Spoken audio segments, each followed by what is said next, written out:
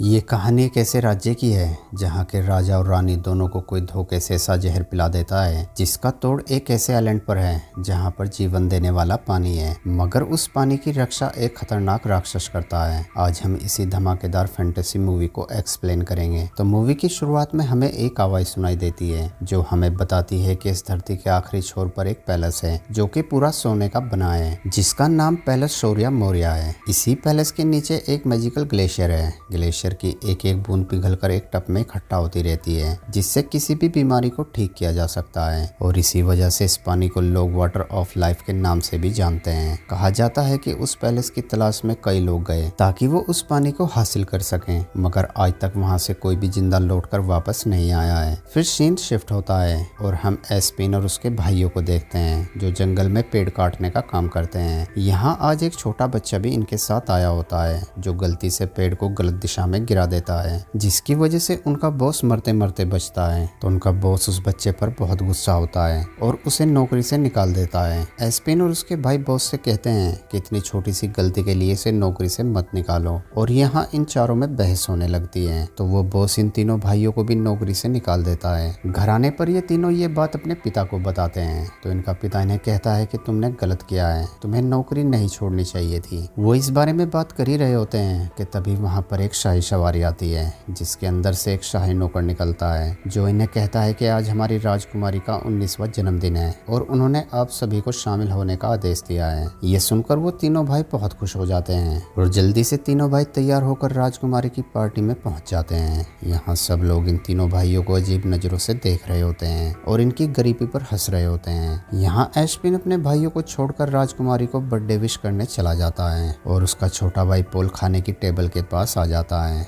जहां उसे एक लड़की मिलती है जो पोल को देखते ही पसंद कर लेती है और अपने साथ डांस करने को कहती है। पर पोल बहुत सीधा लड़का है, वो ये सुनकर वहां से भागकर अपने भाई के पास आ जाता है। एस्पिन के छोटे भाई के कपड़े देखकर लोग उसे वेटर समझ रहे थे और एक आदमी उसे अपना कोट पकड़ा देता है। तभी वहां पर दूसरा वेटर आता है जो एस्पिन के भाई को राजा और रानी को ड्रिंक सर्व करने को कहता है और एस्पिन का भाई ड्रिंक सर्व करने चला जाता है। वहीं एस्पिन राजकुमारी क्रिस्टीन को बर्थडे विश करता है और उसे एक गिफ्ट देने लगता है। तो एस्पिन देखता है कि वहां पर बहुत बड़े बड़े और कीमती गिफ्ट रखे हैं। ये देखकर एस्पिन शर्मिंदा हो जाता है और अपने गिफ्ट को वापस दोबारा अपनी पॉकेट में रख लेता है। तभी राजा ड्रिंक पीने के बाद अपनी स्पीच शुरू कर देता है, मगर अगले ही पर राजा और रानी बेहोश हो जाते हैं क्योंकि जो ड्रिंक एस्पिन के भाई ने उन्हें दी थी उसके अंदर जहर होता है। राज्य का मंत्री राजकुमारी को बताता है कि ये ड्रिंक आपके माता पिता को इस लड़के ने सर्व की है। ये सुनकर राजकुमारी को बहुत गुस्सा आता है और वो एस्पिन के भाइयों को कैद करवाने का हुक्म दे देती है। एस्पिन उन्हें बहुत समझाता है कि मेरे भाई बेकसूर हैं, मगर एस्पिन की बातों पर किसी को विश्वास नहीं होता।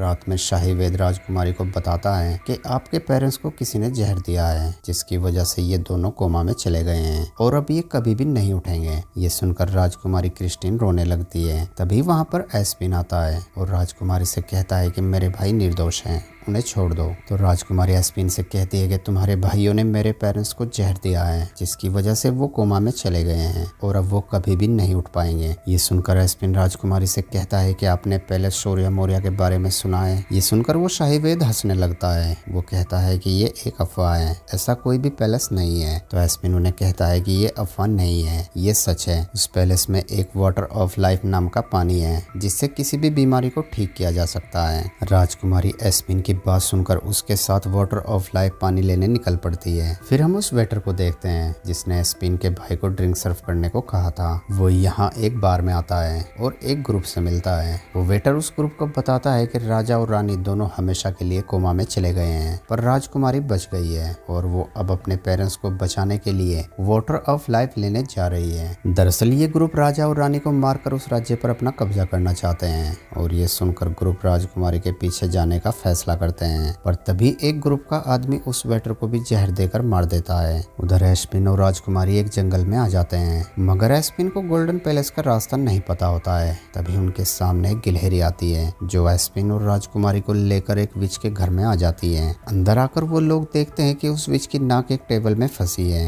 एस्पिन उस विच की नाक को उस टेबल से निकालने में उसकी मदद करता है और उससे गोल्डन पैलेस के बारे में पूछता है। तो वो विच एस्पिन को बताती है कि आज तक सिर्फ एक ही इंसान गोल्डन गोल्डन पैलेस से जिंदा लौटा है, जो दूर पहाड़ों में एक गुफा के पीछे रहता है। वही तुम्हें गोल्डन पैलेस जाने का रास्ता बता सकता है, लेकिन उस तक पहुंचना आसान नहीं है, क्योंकि उस गुफा से पहले तुम्हें एक मॉन्स्टर मिलेगा जो तुम्हें अपनी बातों में गुमराह करने की कोशिश करेगा। इसीलिए चाहे कुछ भी हो जाए, तुम्हें उसकी बातों में नहीं आना। इसके बाद विच अंदर चली जाती है और एस्पिन को अंदर से उड़ने वाले जादुई जूते ला कर देती है। एस्पिन बाहर आकर उन्हें पहन के देखने लगता है और एस्पिन ऊंची ऊंची छलांग लगाने लगता है। इसके बाद ये लोग गुफा की तरफ निकल पड़ते हैं। उधर एस्पिन के भाई पोल से वही लड़की मिलने आती है जिसने पोल को डांस के लिए कहा था, और वो पोल के लिए यहाँ एक बड़ा सा केक भी लेकर आती है। पोल का भाई उस केक को देखने लगता है तो उसे उस केक के अंदर एक कंघी और एक चम्मच मिलती है। पोल का भाई उस चम्मच को अपने पास रख लेता है। वहीं राजकुमारी और एस्पिन चलते चलते घने जंगल में आ जाते हैं। तभी उन्हें वहाँ पर एक बहुत खौफनाक आवाज सुनाई देने लगती है, जिसे सुनते ही राजकुमारी के सारे सैनिक राजकुमारी को छोड़कर वहां से भाग जाते हैं। मगर राजकुमारी क्रिस्टिन और एस्पिन आगे बढ़ने का फैसला करते हैं। कुछ दूर चलने पर ये दोनों आराम करने के लिए एक जगह पर रुक जाते हैं। यहाँ क्रिस्टिन को लेटते ही नींद आ जाती है और वो जोर जोर से खर्राटे लेने लगती है, जिसकी वजह से एस्पिन अपने कानों को घास से बंद कर लेता है। थोड़ी देर बाद वहाँ पर एक वायलिन की धुन बजने लगती है, जिसकी आवाज सुनकर क्रिस्टिन उसके पास खींची चली जाती है। ये देखकर एस्पिन की भी आंख खुल जाती है और वो भी क्रिस्टिन के पीछे पीछे चल पड़ता है। एस्पिन अपने कानों से घास निकालकर उस धुन को सुनता है और उसे समझ आ जाता है कि ये सब उस धुन की वजह से ही हो रहा है। तभी एस्पिन देखता है कि वो वायलिन एक मॉन्स्टर बजा रहा है। जिसके बाद एस्पिन क्रिस्टिन को होश में लाता है और देखता है कि ये वही गुफा है जिसके बारे में उस विच ने इन्हें बताया था। मगर वो मॉन्स्टर उन्हें आगे जाने से मना कर देता है और एस्पिन से कहता है कि अगर तुम्हें आगे जाना है तो तुम्हें मुझे वायलिन कंपटीशन में हराना होगा, और अगर तुम ऐसा नहीं कर पाए तो मैं तुम दोनों को मार दूंगा।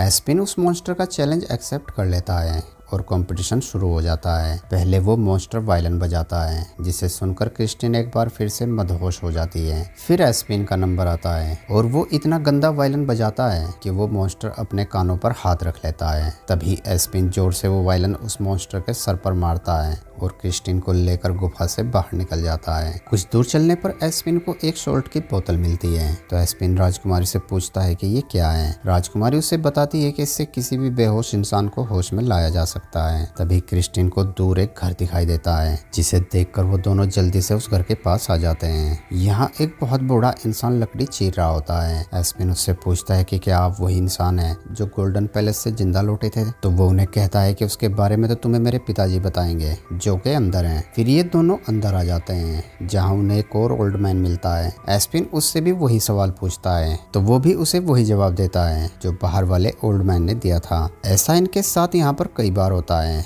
लेकिन यहाँ पर हर बार ओल्ड मैन का साइज छोटा होता चला जाता है और लास्ट में इन्हें एक बहुत छोटा और बूढ़ा आदमी मिलता है। एस्पिन उससे वही सवाल पूछता है तो वो उन्हें बताता है कि मैंने वाटर ऑफ लाइफ पिया है, मगर ज्यादा उम्र होने के कारण मैं रास्ता भूल गया हूँ, पर मैंने उसके बारे में सब कुछ अपनी डायरी में लिख रखा है। डायरी मिलने पर एस्पिन उसे पढ़ने लगता है और वो दोनों बाहर आ जाते हैं, जहाँ उनके सामने वही ग्रुप खड़ा होता है जिसने क्रिस्टिन के पेरेंट्स को जहर पिलाया था। वो ग्रुप एस्पिन और क्रिस्टिन को बंदी बनाकर अपने कैंप में ले आते हैं। यहाँ क्रिस्टिन ग्रुप की हेड से पूछती है कि आप लोग कौन हो और हमें यहाँ क्यों पकड़ के लाए हो। ये सुनकर वो सब लोग हंसने लगते हैं। हेड क्रिस्टिन से कहती है कि मैं वही हूँ जिसने तुम्हारे पेरेंट्स को जहर पिलाया था। ये सुनकर क्रिस्टिन हैरान हो जाती है और उससे पूछती है कि किसके कहने पर तुमने ऐसा किया था। मगर हेड क्रिस्टिन को कुछ भी बताने से मना कर देती है और अपने आदमियों को उन दोनों को खत्म करने को कहती है। मगर फिर अचानक वो अपना मन बदल लेती है। वो क्रिस्टिन को बताती है कि तुम्हारे पेरेंट्स को मारने की कोशिश करने वाला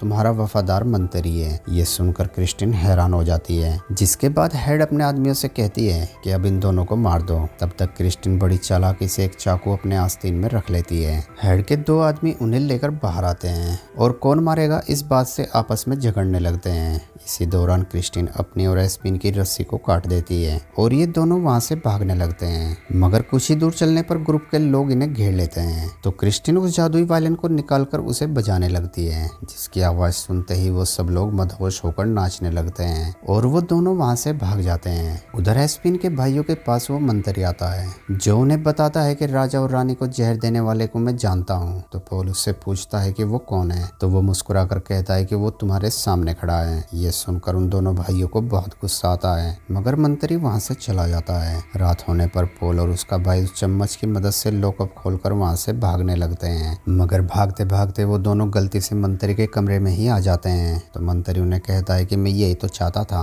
क्योंकि तुम दोनों की भागने की कोशिश से ये साबित हो गया है कि राजा और रानी को जहर तुमने ही दिया है, और उन्हें कहता है कि कल तुम्हें राजा और रानी को मारने की कोशिश में मौत की सजा दी जाएगी और मैं बच जाऊंगा। सैनिक दोबारा उन दोनों भाइयों को पकड़कर ले जाते हैं। उधर एस्पिन और क्रिस्टिन अपने सफर के दौरान एक बीच पर आ जाते हैं, जहां उन्हें एक आदमी मिलता है जिसके पास एक बोट होती है। तो एस्पिन उसे कहता है कि क्या आप हमें शौर्य मौर्य पैलेस पहुंचा सकते हो। ये नाम सुनते ही वो आदमी बहुत ज्यादा डर जाता है और उन्हें वहां जाने से मना कर देता है। वो कहता है कि उस आइलैंड पर बहुत ज्यादा खतरा है, वहां से आज तक कोई भी जिंदा लौटकर वापस नहीं आया है। तो क्रिस्टिन उसे कुछ सोने के सिक्के देती है, जिसके बदले वो आदमी उन्हें उस आइलैंड का नक्शा देता है और उन्हें कहता है कि तुम मेरी वोट ले जा सकते हो, मगर मैं तुम्हारे साथ नहीं जाऊंगा। ये सुनकर एस्पिन और क्रिस्टिन वोट लेकर अपने सफर पर निकल पड़ते हैं। कुछ घंटों के सफर के बाद ये दोनों एक ऐसी जगह पर पहुंच जाते हैं जहां पर बहुत ज्यादा धुंध होती है। यहाँ आने के बाद ये लोग देखते हैं कि पानी में बहुत सारी लाशें पड़ी हैं, जिन्हें देखकर ये दोनों घबरा जाते हैं। तभी एक बहुत बड़ा पानी का क्रीचर इन पर हमला कर देता है और एस्पिन की आंख आइलैंड के किनारे पर खुलती है। तो एस्पिन देखता है कि क्रिस्टिन वहां नहीं है। एस्पिन पागलों की तरह क्रिस्टिन को ढूंढने लगता है, क्योंकि एस्पिन क्रिस्टिन को पसंद करने लगा था।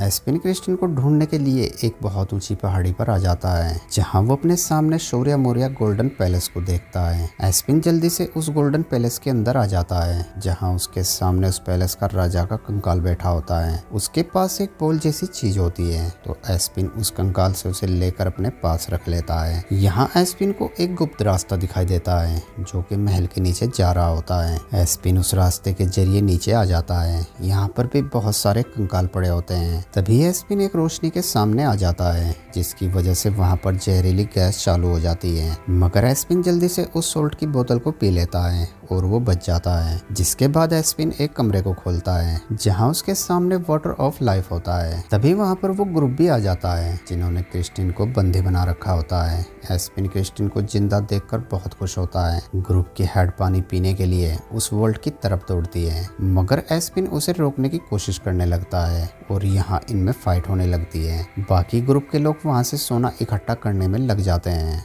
और आखिरकार ग्रुप की हेड किसी तरह वाटर ऑफ लाइफ को पी लेती है, जिसके बाद वो बहुत ज्यादा खूबसूरत हो जाती है। मगर तभी वहाँ का सोना हिलने लगता है और अगले ही पल नीचे से 3 सिर वाला राक्षस बाहर निकलता है, जिसकी आंखें नहीं होती। मगर ग्रुप की हेड उस राक्षस को देखकर खौफ ज्यादा नहीं होती, क्योंकि उसे लगता है कि अब वो बहुत ताकतवर बन चुकी है। हेड उस राक्षस को मारने की कोशिश करती है, मगर उन पर उसका कोई भी असर नहीं होता। तो वो राक्षस हेड को एक जोरदार घूसा लगाता है और वो मर जाती है। ये देखकर ग्रुप के बाकी लोग वहां से भागने लगते हैं, मगर जहरीली गैस की वजह से ग्रुप के सारे लोग बेहोश हो जाते हैं। क्रिस्टिन उस राक्षस से कहती है कि मेरे पेरेंट्स को इस पानी की जरूरत है। तो राक्षस उसे कहता है कि बदले में मुझे क्या मिलेगा। ये सुनकर एस्पिन उसे उनकी आंख देता है, जो कि उस राजा के कंकाल के पास थी। अपनी आंख मिलने पर राक्षस बहुत खुश होता है और क्रिस्टिन को वाटर ऑफ लाइफ ले जाने की इजाजत दे देता है। जिसके बाद एस्पिन और क्रिस्टिन जादुई जूतों की मदद से वहां से उड़ जाते हैं। वहीं राज्य में पोल और उसके भाई को मंत्री मौत की सजा देने वाला ही होता है, मगर तभी वहां पर एस्पिन आ जाता है और वहां मौजूद लोगों से कहता है कि राजा और रानी को जहर देने वाला यही है। मगर वहां मौजूद लोग एस्पिन की बातों पर विश्वास नहीं करते और मंत्री एस्पिन को भी उसके भाइयों के साथ मारने लगता है। और तभी वहां पर राजा और रानी आ जाते हैं, क्योंकि क्रिस्टिन ने उन्हें वाटर ऑफ लाइफ पिला दिया था और राजा को अपने मंत्री के गद्दारी के बारे में भी पता चल गया था। मंत्री राजा से कहता है कि आपको जहर देने वाले ये तीनों भाई हैं, मगर राजा उसे कहता है कि मैं जानता हूँ कि मुझे मारने की कोशिश किसने की है। और राजा अपने सिपाहियों से मंत्री को काल कोठरी में डालने को कहता है। जिसके बाद एस्पिन क्रिस्टिन को वो गिफ्ट देता है। यहाँ क्रिस्टिन अपने पेरेंट्स को बताती है कि आप दोनों को बचाने वाला एस्पिन ही है और मैं एस्पिन से ही शादी करना चाहती हूँ। और इस बार राजा भी मान जाता है और इन दोनों की शादी पक्की कर देता है। वहीं एस्पिन का भाई पोल भी उस नौकरानी को एक्सेप्ट कर लेता है और अब क्रिस्टिन और एस्पिन साथ साथ रहने लगते हैं। और इसी सीन के साथ हमारी मूवी का एंड हो जाता है। दोस्तों वीडियो अच्छी लगी हो तो वीडियो को लाइक और चैनल को सब्सक्राइब जरूर करना। Thanks for watching.